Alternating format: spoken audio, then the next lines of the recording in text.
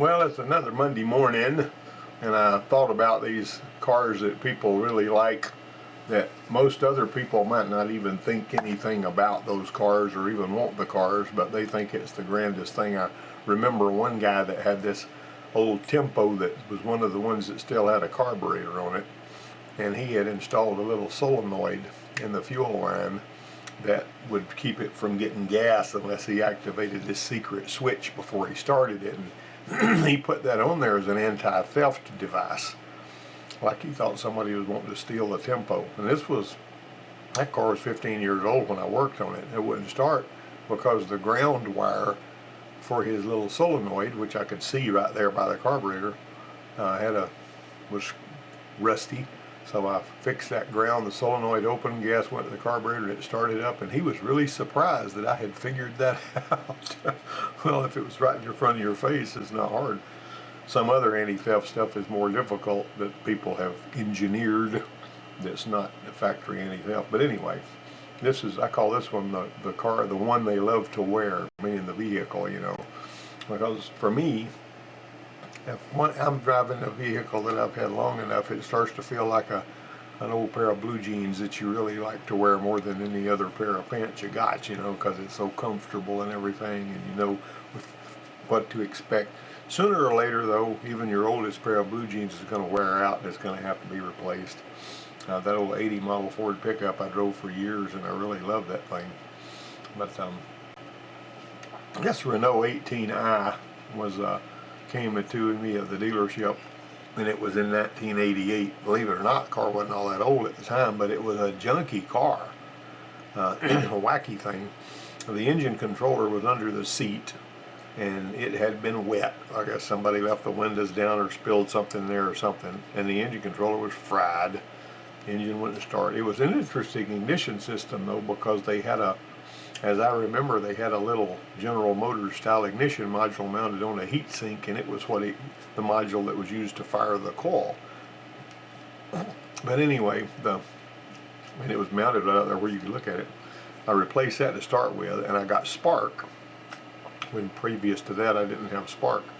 But then I found out that the fuel injection wasn't working, and I got under there and found the engine controller, and it smelled horrible. You know how they stink whenever they're burned up, and I opened it up and it was all fried.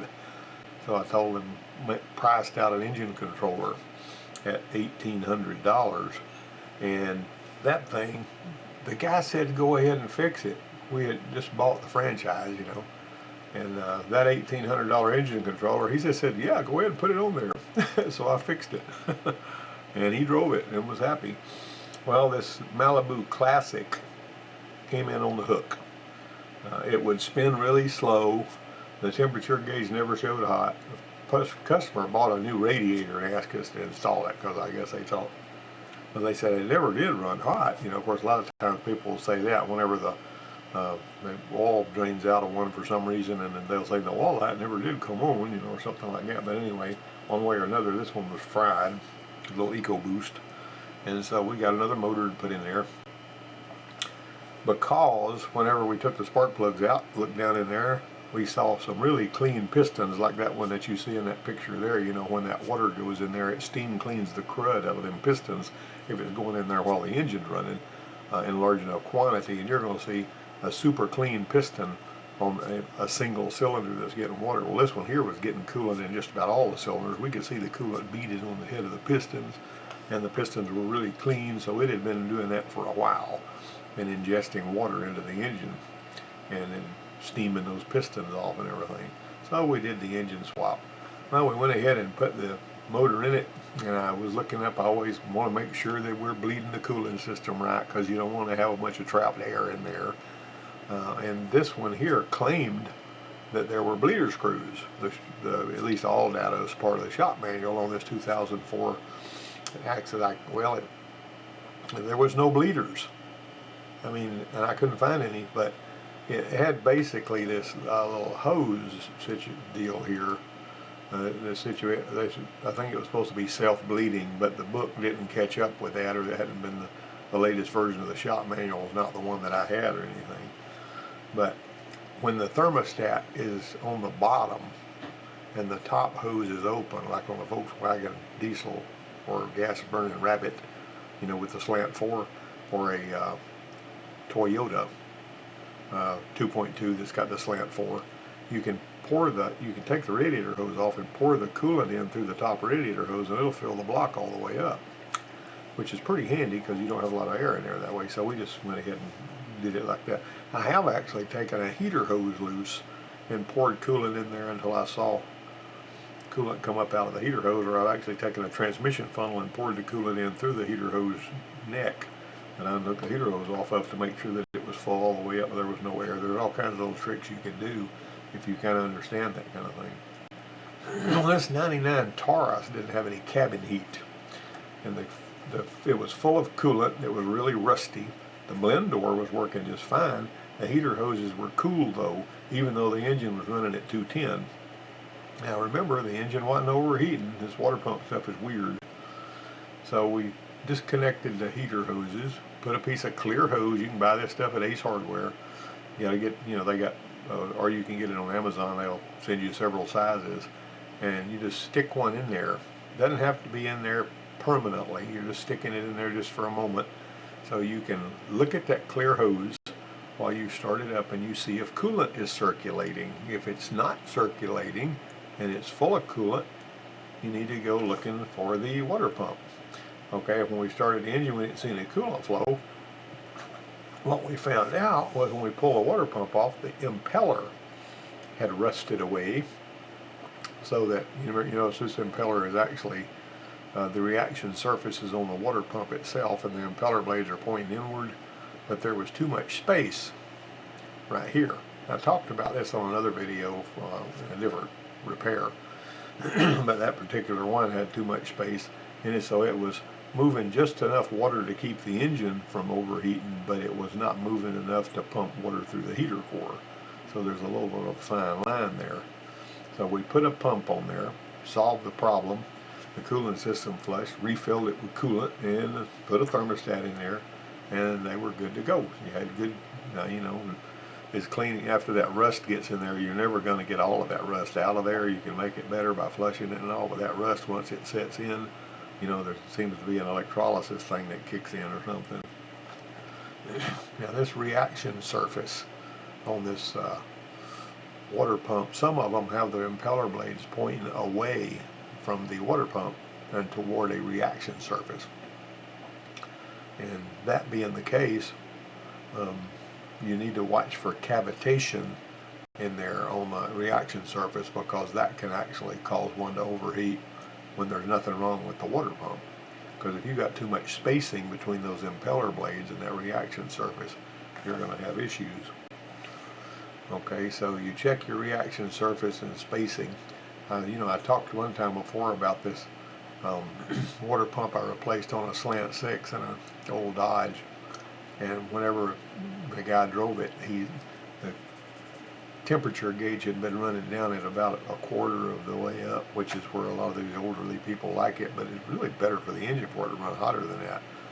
Well, when I I bled everything out, got the car back to him, and he came back the next day and says, this thing the gauge is showing hotter than it used to, and I don't like this, and I'm not going to say, well, it's not overheating. He's, no, but I'm not going to put up with this. I want it to run where it used to.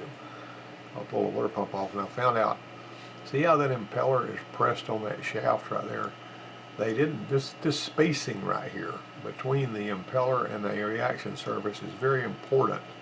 They didn't push that thing on there far enough. There was too much space here, and it was working, but it wasn't working as efficiently as it was designed to. And I actually used a feeler gauge.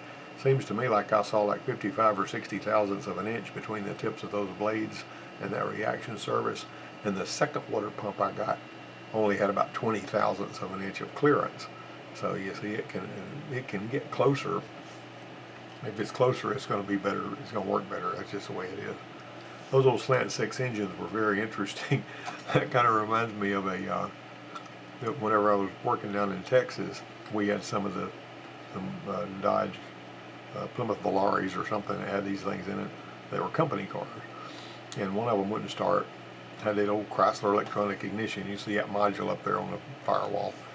And one of my guys, I don't even know how this happened or how it was possible, But when he pulled the coil wire and he was trying to see if it had spark, somehow that spark, and it's just crazy because the steering column was on the other side of the engine. The spark ran through the steering column up there and fired the guy up there who was spinning the key.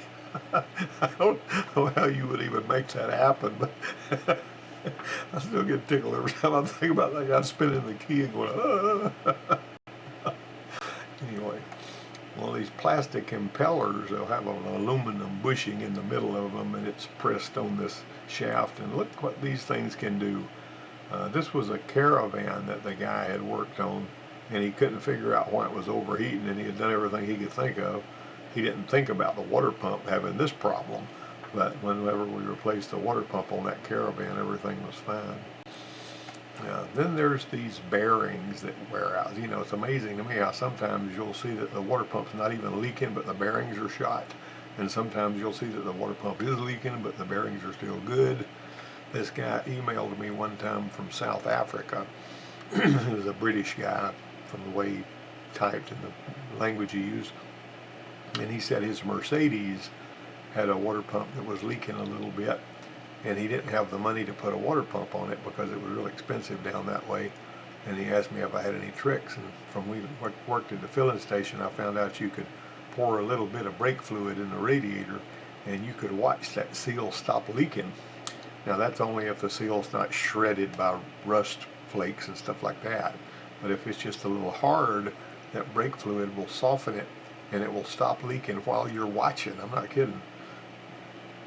Okay, so this, he said, but I told him, I said, after you do this and it stops leaking, you need to drain all the coolant out and you need to put a bunch, put fresh stuff back in it, because if you don't, that brake fluid will keep softening that seal and it'll start leaking worse. And he did that, and he sent me an email back and said, knock me over with a feather, it stops leaking. Boy, you saved me a lot of money and a lot of time. That's just a temporary fix though. Now, in extreme circumstances, when the impeller rusts its way off of the pump so that it's not spinning anymore, it was really weird. This 97 model 4.2 liter would run about 210 degrees idling. But when you tried to drive it away, it would overheat before you even got to the end of the building. I mean, I'm talking about it would just peg out the temperature gauge. And so we were investigating that. We found a lot of rust and stuff clogging the radiator. But what we wound up doing, when we pulled a water pump off, the impeller, it didn't even have an impeller on it, it was just laying up in there. And when we put a water pump on that one, it straightened all that out. And of course, we had to get rid of all the rust again. Changing the coolant regularly is, according to manufacturer specifications, is really one of the best things you can do. And you need to make sure you got a good radiator cap so air is not just coming and going in there and corroding everything.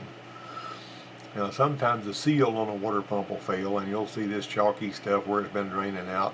I actually pulled this pump off and turned it over and put it on the bench and took this picture instead of laying under the truck and taking the picture. But that's an obvious, when you see that weep hole there, and in that previous, if you go back to that cutaway diagram of that pump, you'll see where how the weep hole is set up there.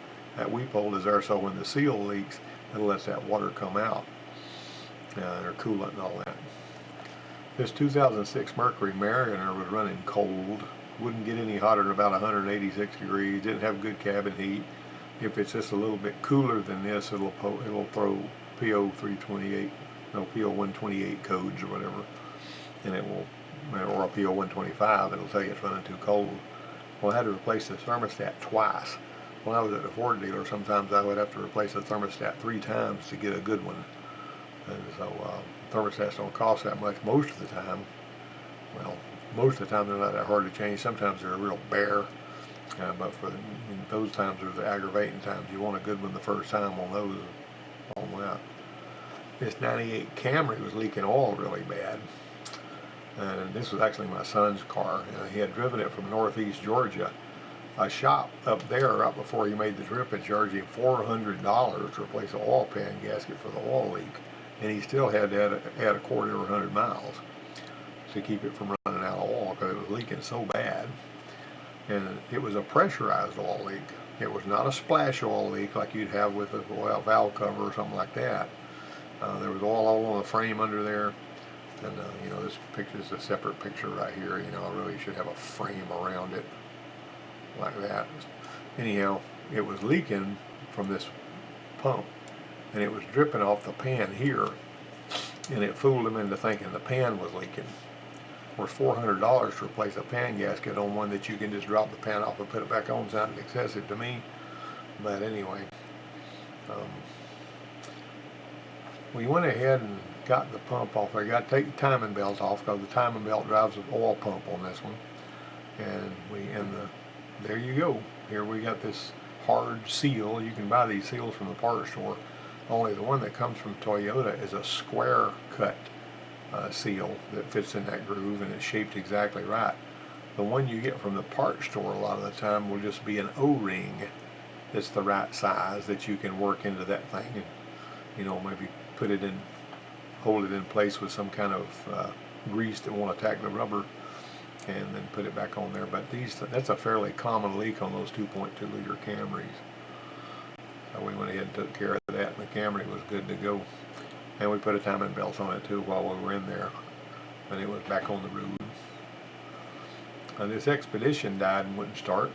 No fuel pressure, no pump operation. It had a returnless fuel system, so I couldn't really do my test with the, you know, it had a fuel pump control module, so I couldn't use my test light test to see if the pump was good, because that wasn't valid when you got a fuel pump control module between the relay and the pump. But what we did find when we pulled the fuel pump out was that somebody had tinkered around and put a fuel pump on it. You see this tie wrap and all that stuff on here, and that see how that had got hot and oxidized. And this is really something that you might even think about this, that with those sparks and all that heat going on in there, why did it just blow the vehicle up? Well, there's no oxygen in there. Where there's no oxygen, there's typically no combustion. And you know, airplanes have had submersible fuel pumps in their fuel tanks for a long time, or did for years. This open circuit was what caused that one there to die, so we popped a fuel pump in it and got it on our way. Well, this is a short video, but I hope you guys have a really good Monday and the rest of the week. And hey, let's be careful out there.